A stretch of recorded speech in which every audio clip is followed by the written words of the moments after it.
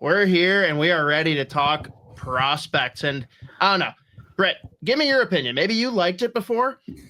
People don't know, but behind the curtains, the way we used to handle the prospect rankings, we would throw all of the prospect rankings into a spreadsheet, and then we get a group of 6 of us together on one night and literally spend 3.5 hours recording the entire rankings and then release it over a couple of weeks. And in the summer, that works, but we're breaking it up. We're doing 5 per week and letting people join as they wish. I'm thrilled to go that route rather than what we've done traditionally.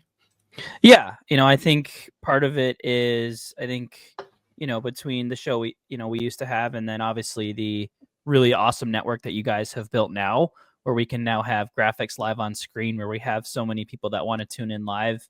I think it's really cool that, we've been able to transition to this where we have enough people, enough content, and all that to be able to jump on and do it chunks at a time. So I'm pretty excited. I think that, it was always a really fun show. Like you said, really would grind it out. But I think this is a great way to kind of head into the season. It's easy to be excited about what's happening in Minnesota, but I think it's a good way to kick off what we're excited about as far as the prospects go as well, and what we can look forward to in Iowa, juniors, NCAA, all that stuff as well. Nice.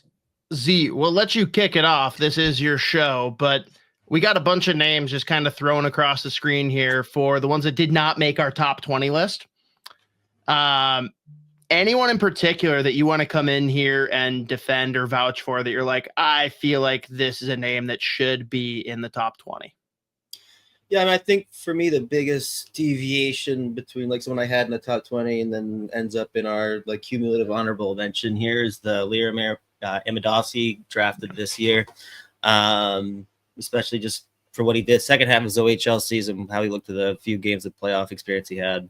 But I just love the way that he plays, hair on fire, like nonstop, high motor, and he's got sneaky skill. He can score goals, he can make plays, super physical, plays a really solid two-way game. I just think his game's going to translate really well to the NHL when he finally makes it. Again, long-term, like kind of a project prospect here, but like you just love a lot of the foundational tools, the skills that he has. And I just think the way that he approached the game, I think it translates well to the NHL down the line. So I think I ended up putting him 16th. Okay. Yeah, I think there was 16th. Obviously ends up outside of our top 20, but I'm a big Liram Amadovsky fan. I said this right after the draft. I went back and just watched a ton of his shifts from last year, and he plays a very fun brand of hockey, very likable. Going to be, if he makes it to the Minnesota, I think he's going to be a fan favorite for sure. Yeah, I'm a little bummed that we couldn't have Zeke jump on, because I think I have the spreadsheet up in front of me. If you take out his ranking, he goes. I think he would be inside the top 20. So it's a pretty big outlier. I think he had him like 30 out of 31. Justin and I both had him up at 14. Mateo had him at 18. You're at 21. Spokesy at 16. So I think I'd be interested. Maybe when Zeke jumps on next week, you can ask him. Just it could just be he's a newer prospect, doesn't know enough about him. Totally. Hey, fair. you piece of shit! Why do you fucking hate this kid? And everyone's going to rank these differently, right? Like, for sure. Are you talking about how good they are today? Are you talking about like, oh, here's what I see as their trajectory? And like, admittedly for me, I have a bunch of different tiers where there's guys that I could absolutely move up or down like 3 or 4 spots. Yeah. He was a guy that I don't have enough track record on. Like, I didn't watch him all year. Like Z said, he had a good end of the season in playoffs.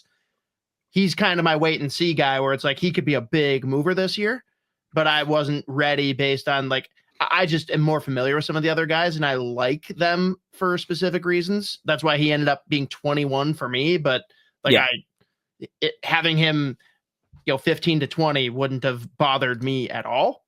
I'm like just outside of it. I just personally don't have enough there.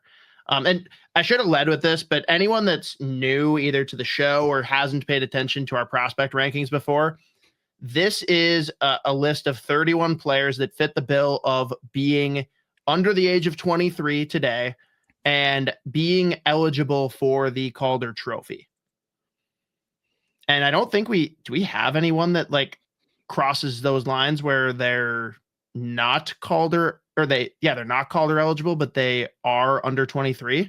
We've had it in the past, but I don't think we have anyone this year, do we? Or am I blanking? No, I think that's right. Yeah, because I don't even know who the oldest ones would be. It's probably like the pure Milne class, and they're like what 21. Yeah, I 22 put still? all. I changed the sheet this year, and I put all of the like draft years on there, so we at least have an idea. Oh. But It's right in front of my yeah, face. Yeah, yeah, 2020. it's tough. 2021 is the oldest that we have, so that's Lambeau, Spankier, Pure, Masters, that class, and they're Yeah. And for me, looking at this list, like there's no one that I'm like shocked or bothered by. The two that I wasn't sure where the consensus was going to come in were Kyle Masters and Ryan Healy. And I feel like Healy is just kind of being omitted and forgotten because everyone assumes he's just going to go UFA when he's done with college, right? Good chance. Yeah. And then Masters, there's been the injuries and stuff, but I know like that's the one that you have just swooned about since the beginning of this show, Z. Do you think this is a guy that still has a chance to be an NHL player, or is he more likely destined to be a bubble at best? Yeah, I mean, I think he still projects as like a bubble bottom pair type player. Again, is it going to be in Minnesota? I mean, like when you just look at the amount of players that are already here, looking like they could potentially be ready to play now, than the guys that are coming in that have like probably more upside, probably a long shot to be in Minnesota, but. I just still look at how good he is in transition, how hard he plays, again, how well he moves, and just what he can do with and without the puck. I think he's a smart player. Plays another kid that plays a really fun style of hockey, but again, like spent majority of his last year to the ECHL. And I mean, we talked about this when he first got drafted. It's like, this is a kid that's like a 5-6 year path before like he even sniffs like NHL hockey anyways. And that's like without a whole lot of interruptions if development goes the right way. And obviously like 2 years ago has a pretty bad injury, misses a good chunk of time. But yeah, I mean, he's just given the amount of players that they have here now ready to play. Bring in another guy like Yurchek, who knows what other moves are going to make. He's like lower on the pecking order, but I still love the way that he plays. I thought he looked really good at the showcase again in a few of those games. But yeah, I mean, again, I think he just projects to the bottom six, maybe even a bubble guy. But whether or not it's going to be Minnesota, it's a whole other question. But I just love the kid. Yeah, and again, I got no one else. I don't see anyone on here that I even flinch at. Brett, do you have anyone that you like look at and you're like pissed or just surprised landed here, or are we good and we're rolling into the 16 to 20? Yeah, I mean, like nothing like issue ranking wise. I think it is disheartening to kind of see the fall of Jack Peart a little bit. He was a player, I think, that for a while, I think at one point, I think he might have been inside our top 10. There was a lot of optimism even in like the scouting spaces that he would have a chance to crack a top 6 NHL lineup. And it feels like, as the case with, a good chunk of Wild prospects, has like kind of hit that like solid AHLer stage and just hasn't been able to take that next step. I think we've seen some of that we've seen some players, I think, kind of take that next step through training camp this year, but Peart was a guy I was really excited about. I think there was a lot to like there with his skating, with his kind of two-way play. We saw some really good seasons at St. Cloud. I believe he played for the World Junior team for a year or two. So I was a little bit like bummed to see that, but that's the way it goes, and you can't hit on every prospect. But he's kind of one I was just bummed to kind of see fall, and maybe that may not hit the NHL at any point. Yeah, early 2023, he was ranked number 10 for our list, and you were the highest on him. Yeah. Don't believe everything I say, I guess. I'm starting. Oh, dude, I'm getting random fucking like, I'll tweet about something else and someone will just bring up like, oh, remember when you fucking loved Kyle Max? Like, oh my God. When they decided not to fucking give O'Rourke a contract, I had like 3 different people be like, you fucking idiot. And I was like, I don't know if I hate you or love the fact that this has been like on your mind for that, like, you care this much about me for 4 or 5 years. Someone had it saved in their drafts.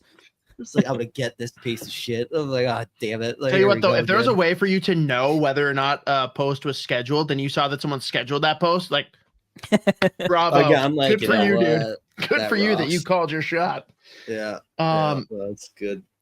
All right. Well, let's transition then. We'll get into, again, the group. There are 8 of us that contributed, which in the past it's just been 6. But we got Brett, Zeke, and Baki, the band formerly known as Sound the Foghorn.